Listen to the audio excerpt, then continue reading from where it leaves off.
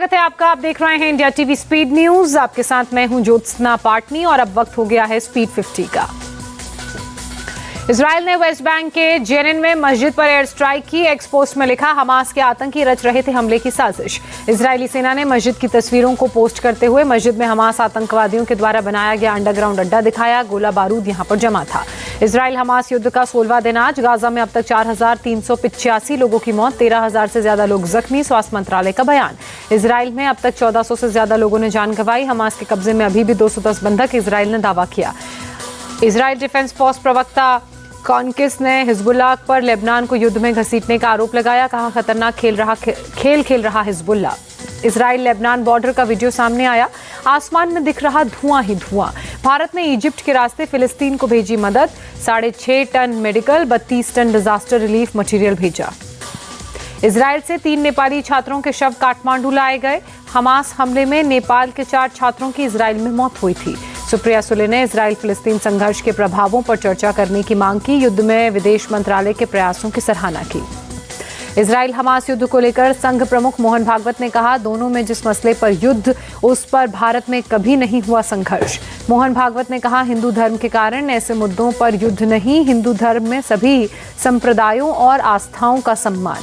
BJP ने चुनाव आयोग से की प्रियंका गांधी की शिकायत। राजस्थान के नेता प्रतिपक्ष राजेंद्र राठौर ने पीएम के मंदिर में चढ़ावे को लेकर झूठ फैलाने का आरोप लगाया। चित्तौड़गढ़ में बीजेपी प्रदेश अध्यक्ष के खिलाफ विरोध प्रदर्शन। टिकट कटने से नाराज हैं विधायक चंद्रभान सिंह के समर्थक। राजस्थान के सीएम अशोक गहलोत के ओएसडी लोकेश शर्मा ने जताई चुनाव लड़ने की इच्छा। कहा, कांग्रेस आलाकमान तय करेगा कि कहां से लड़ूंगा। मध्य प्रदेश में कांग्रेस की दूसरी लिस्ट के बाद बगावत तेज। कमलनाथ के घर के बाहर प्रदर्शनकारियों का प्रदर्शन। भोपाल में कांग्रेस कार्यकर्ताओं ने प्रदर्शन किया। टिकट नहीं मिलने पर दिग्विजय सिंह के खिलाफ नारेबाजी। मध्य प्रदेश के गुना में सीएम शिवराज की चुनावी सभा। कहा, कांग्रेस में सत्ता आई तो लाडली और बहना जैसी योजनाएं बंद कर देंगी। पैसे लेकर संसद में सवाल पूछने के मामले में टीएमसी सांसद महुआ मोइत्रा की मुश्किलें और बढ़ सकती हैं। बीजेपी सांसद निशिकांत दुबे ने लोकपाल में दर्ज करवाई शिकायत। टीएमसी सांसद महुआ मोइत्रा को लेकर पार्टी के राज्य महासचिव कुणाल घोष ने कहा, मामले में नहीं करूंगा कोई टिप्पणी।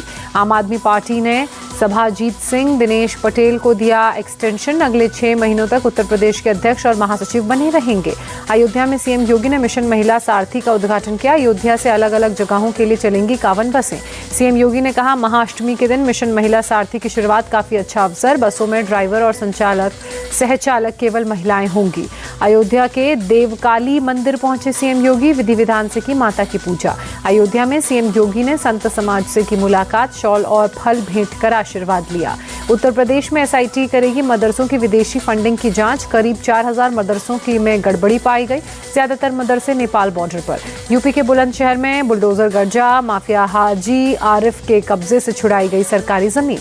खुर्जा देहात के गांव इस्लामाबाद का रहने वाला है हाजी आरिफ। अलग अलग थानों में गैंगस्टर, लूट, गोकशी समेत 55 केसें दर्ज। आरिफ और कासिम मिलकर ग्राम समाज की जमीन पर चला रहे थे गोकशी का धंधा। पूरी संपत्ति की कीमत लगभग 10 से 12 करोड़। पुणे में ट्रेनिंग सेशन के दौरान एयरक्राफ्ट हुआ क्रैश। बारामती हवाई क्षेत्र के पास हादसा। मौके पर पहुंची रेस्क्यू टीमें। एयरक्राफ्ट में मौजूद ट्रेनर और ट्रेनी दोनों सुरक्षित। एक प्राइवेट कंपनी का था ट्रेनी विमान। सिक्किम में चुंगथांग पहुंचे सीएम प्रेम सिंह तमांग। मौके पर लिया जायजा। 4 अक्टूबर को फ्लैश फ्लड में बहा था तीस्ता 3 डैम। एसपी नेता आजम खान को रामपुर जेल से सीतापुर जेल किया गया शिफ्ट। आजम बोले, मेरा एनकाउंटर हो सकता है। आजम खान के बेटे अब्दुल्ला आजम को हरदोई जेल शिफ्ट किया गया। आजम खान की बीवी तंजीन फातिमा रामपुर जेल में ही रहेंगी। लखनऊ में बेसिक शिक्षा परिषद के प्राथमिक विद्यालय में पढ़ाई के दौरान बच्चों के नमाज पढ़ने का वीडियो वायरल। स्थानीय लोगों ने विरोध जताया। स्कूल की इंचार्ज मीरा यादव पर बच्चों से नमाज अदा कराने का आरोप। स्कूल का घेराव कर जोनल अधिकारी से की गई शिकायत।